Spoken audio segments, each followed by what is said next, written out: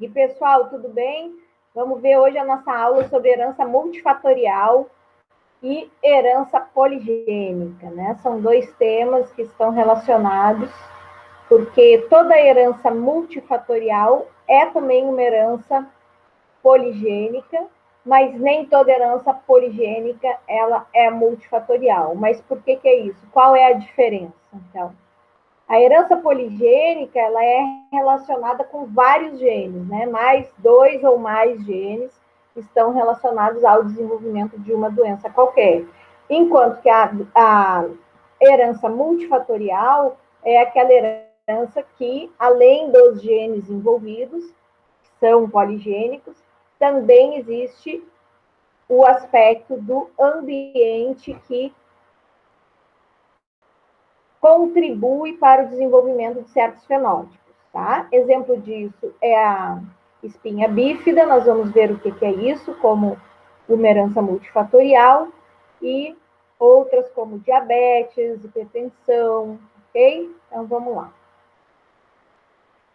A herança poligênica, então, como a gente falou, ela é determinada por mais 2 ou mais genes. Exemplos disso, a gente tem toda a parte da imunologia, todo o nosso sistema imune, tudo aquilo que está relacionado com cor, tipo cor de olhos, cor de cabelo, cor de pele, tudo isso é poligênico, né? Para cor de olhos e cabelo, nós temos mais de 16 genes relacionados, né? Cada gene contribuindo aí com um alelo que vai, quanto mais alelos, no caso dominantes, mais escura é a tonalidade da cor de pele e de cabelo. Tá bom?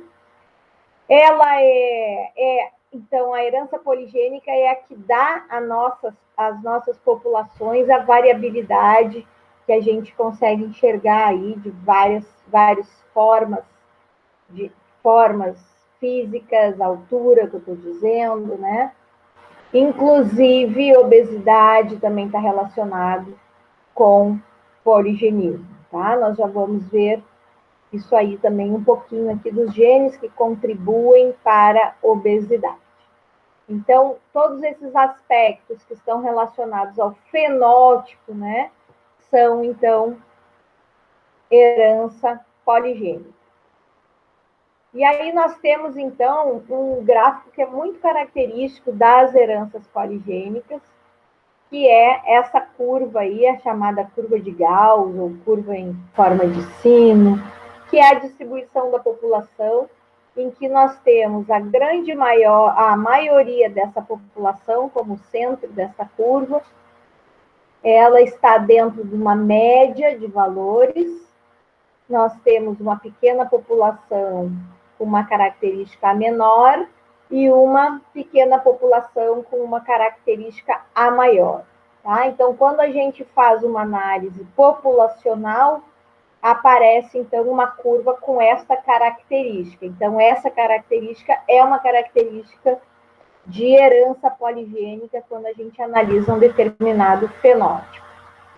E no caso da multifatorial, ela é, além de poligênica, afetada, então, por fatores ambientais. Exemplo disso é a altura, né? Esses genes, eles são herdados de forma mendeliana, então, eles são passados entre as gerações, e é aquilo que eu falei para vocês, quanto mais, né, se é no caso de uma característica dominante, quanto mais alelos dominantes eu tiver, maior vai ser aquela característica, ou mais aquela característica vai se manifestar. Então, nós temos aqui uma figurinha também mostrando, né, na forma aquela nossa curva que a gente viu, pessoas bem mais altas e pessoas com menor altura. Então, essa distribuição também é uma distribuição, além de ser uma característica multifatorial, ela é também uma característica poligênica, né? Por que a altura é multifatorial? Porque a gente vê que tem pessoas atletas, por exemplo, crianças que desenvolvem um determinado esporte desde pequena, elas têm uma tendência de crescimento maior do que aquelas crianças, por exemplo, que não praticam esporte, né? Que são mais paradas, vamos dizer assim. A herança multifatorial, então, as mais que a gente conhece aí, né? Que está bem no nosso dia a dia, diabetes, a espinha bífida, que é uma falha no fechamento do tubo neural durante a gestação, lá nas primeiras semanas. Club foot, que são esses pezinhos, né, que são voltados para dentro. O próprio câncer, como uma doença multifatorial, porque ele pode estar envolvido tanto com erros espontâneos, mutações espontâneas em células ou em genes que estão relacionados ao ciclo celular, como também pode ser uma mutação induzida, né, propriamente em função dos hábitos de vida que aquela pessoa tem. E também, como exemplo de doença multifatorial, nós temos a hipertensão e as doenças cardiovasculares. Então, vamos ver o que é essa espinha bífida. Ela é um defeito lá, nasce com esse defeito, né, que envolve a parte medular da espinha, com o sistema nervoso, né, a medula espinhal. Ela ocorre no primeiro mês do desenvolvimento embrionário e ela está relacionada a defeitos no fechamento do tubo neural. E problemas com isso, então, gera necessidade de cirurgia. Então, nós temos aqui uma figurinha, quem lembra lá da embriologia, né? Nós temos essa primeira camadinha das células que vai formar a ectoderme. Nós temos aqui a notocorda, que vai induzir o aprofundamento dessas células da crista ectodermal, né? Essa crista, ó, depois ela vai fechar, vai ter uma proliferação dessas células e esse tubo vai formar, então, o tubo neural. Só que esse tubo neural, então, ele fecha, ninguém sabe ao certo qual é a relação, mas é uma relação que necessita ácido fólico. E problemas no fechamento do tubo neural pode levar, inclusive, ao caso mais extremo de anencefalia, né, em que a criança nasce sem essa parte nervosa, e aí tem o óbito em algumas semanas ou meses, né, mais raramente alguns meses depois do nascimento, quando já não acontece o aborto, né, precoce. Bom, e o que é então essa espinha bífida? Durante a formação, então, ocorre aquele erro, e ela pode se manifestar de duas formas, com a parte nervosa, sem a parte nervosa.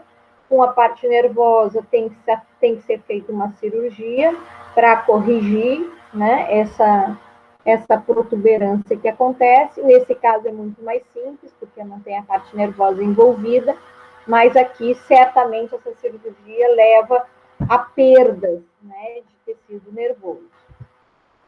Então, ela é tida como um trato, como uma herança multifatorial?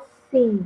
Existem genes associados a isso, existem famílias em que isso é mais comum e que então, o acompanhamento médico, preferencialmente antes da mulher querer ter bebê, faz, então, uma dieta de suplementação com ácido fólico. Tá? Então, o ácido fólico, a vitamina B, dentro aí da concentração de 0,4 miligramas por dia, durante o primeiro mês de gestação, é bastante importante e previne isso. Então, essa dieta é uma dieta essencial. Bom, nós temos o enriquecimento de ácido fólico nas farinhas, né, justamente como um adicional prevenindo esse dano. Tipo o iodo, né, que é colocado no sal, nós temos, então, na farinha, né, farinha de trigo. Bom, a obesidade também é uma herança multifatorial, né, porque além da minha dieta natural, eu também posso ter genes que estão relacionados com o metabolismo, que favorece, então, a obesidade. Então, nós temos aí vários genes que já foram descritos, né? Aqui tem um heredograma bonitinho aí dos ratinhos, mostrando que essa herança existe, né? Então, nós temos os genes OB, que é o gene da leptina em humanos, no cromossomo 7, tá? E nós temos aí outros cromossomos relacionados também à obesidade, outros genes em outros cromossomos, como o gene presente no cromossomo 2, no 5, no 8, né? Em vários aí, como vocês estão vendo aí no nosso slide. Outra relação também que se tem com herança agora quantitativa é a inteligência, né? E aí aqui a gente, uns vão concordar, outros vão discordar, mas também o QI, além de existirem alguns genes relacionados com habilidade cognitiva, a gente sabe que a inteligência é algo que pode ser também proporcionado. Por isso, então, como fator ambiental, ela também está presente. Então, eu não considero ela como uma herança quantitativa, mas como uma herança multifatorial. Tá? Até quando a gente vai fazer a distribuição pelo teste de QI, nós também observamos a mesma forma de curva e as heranças quantitativas e multifatoriais apresentam. Tá? Várias doenças, então, que nós temos conhecimento, né? Pelo menos aí 10% de tudo aquilo que traz nos compêndios de medicina são heranças multifatoriais. Ou seja, o que eu quero dizer com isso? Se o ambiente está envolvido, nós podemos controlar o ambiente, enquanto ainda não podemos controlar os genes. Tá? Outro exemplo de herança multifatorial é a hipercolesterolemia, né, que afeta 1 a cada 500 pessoas, tem um risco bastante grande de outras doenças, tanto em doença cardiovascular, tanto para homem como para mulher, e é a doença que está em todos os países, em todos os cantos do nosso mundo.